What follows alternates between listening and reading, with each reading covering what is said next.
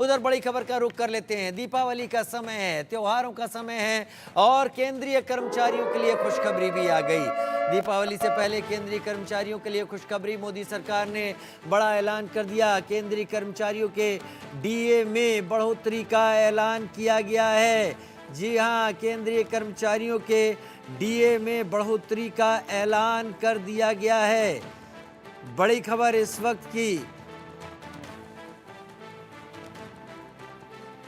तो केंद्रीय सरकार ने केंद्रीय कर्मचारियों के लिए महंगाई भत्ते यानी डीए में 3% बढ़ोतरी का ऐलान कर दिया है। इस बढ़ोतरी से देश भर में लगभग 1 करोड़ से अधिक केंद्रीय कर्मचारी और पेंशनर सीधे तौर पर लाभान्वित होंगे। डीए में बढ़ोतरी की खबर से केंद्रीय कर्मचारियों में खुशी की लहर दौड़ गई है। वो इस बढ़ोतरी का बेसब्री से इंतजार कर रहे थे। अब उन्हें सरकार की तरफ से दीपावली का तोहफा मिल गया है। तो केंद्र सरकार ने, जी हाँ, केंद्र सरकार ने केंद्रीय कर्मचारियों के डीए में 3% की बढ़ोतरी कर दी है।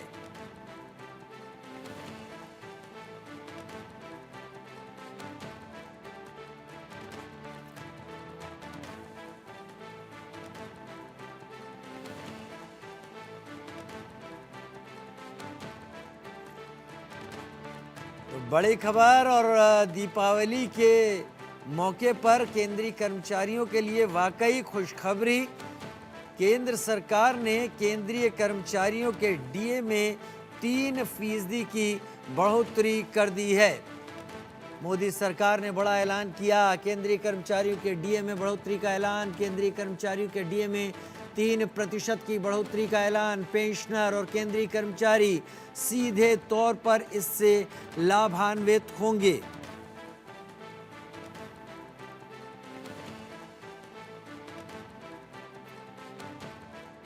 दीपावली से पहले केंद्रीय कर्मचारियों के लिए बड़ी खुशखबरी। मोदी सरकार ने यह ऐलान कर दिया है। बड़ा इंतजार था केंद्रीय कर्मचारियों को, सरकार कब इसकी घोषणा करती है। संजय शर्मा हमारे सीनियर एडिटर हमारे साथ ज्यादा जानकारी के साथ। संजय, आपने ये खबर सुनी, आपने उन लोगों से बात भी की होगी, क्या पता आप लोगों के नज़दीक भी लोग होंगे आपके जो कि केंद्र सरकार में या तो कार्यरत होंगे या रिटायर्ड होंगे। सभी बहुत शिद्दत से इंतज़ार कर रहे थे।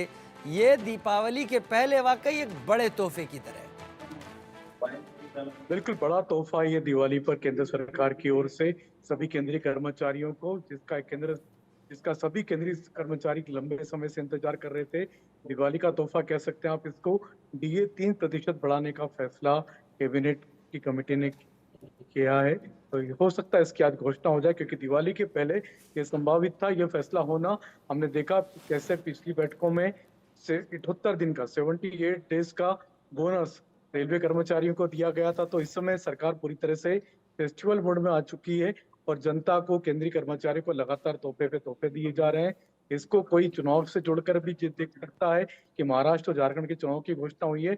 लेकिन हाँ, ये बात जरूर है कि दिवाली के पहले सरकार को ये डीए में बढ़ोतरी करनी थी, क्योंकि ये इसके पहले जो मार्च में जो बढ़ोतरी हुई थी डीए की, उसके बाद अब सीधे सीधे ये बढ़ोतरी अब दिवाली के ठीक पहले किए, तो इसको केंद्रीय कर्मचारी भी स्वागत करेंगे। अच्छा संजय, एक बात बताइए, सरकार ने तो अमूमन परंपरागत रूप से दीपावली के पहले डीए में बढ़ोतरी की है, लेकिन क्या इसको चैलेंज किया जा सकता है? क्योंकि आचार संहिता महाराष्ट्र और झारखंड के चुनाव के हिसाब से और उपचुनाव जो कि महाराष्ट्र में नांदेड़ में उपचुनाव है, वायनाड केरल में उपचुनाव है, उत्तर प्रदेश में उपचुनाव है 9 सीटों पर, क्या इसको चैलेंज किया जा सकता है कि ये वोटर को लुभाने की कोशिश है? बिल्कुल, इस पर राजनीति बिल्कुल हो सकती। जब हमने देखा था रेलवे कर्मचारियों को 78 डेज का जब बोनस दिया था केंद्र सरकार ने, तभी से आरोप लगाया गया था कि ये हरियाणा और जम्मू कश्मीर के विधानसभा चुनाव को ध्यान में रख करके इस तरह की घोषणा की गई है। तो अब फिर से इस तरह की बातों पर राजनीति शुरू हो सकती है। देखना होगा कैबिनेट की जब आज प्रेस कॉन्फ्रेंस होगी तो कैबिनेट की प्रेस कॉन्फ्रेंस में क्या घोषणा करते हैं केंद्रीय मंत्री अश्विनी वैष्णव। अगर आज घोषणा हो जाती है डीए बढ़ाने की, तो फिर इस पर राजनीति भी शुरू होगी। अभी हमको ऑफिशियल वर्जन का इंतजार करना होगा।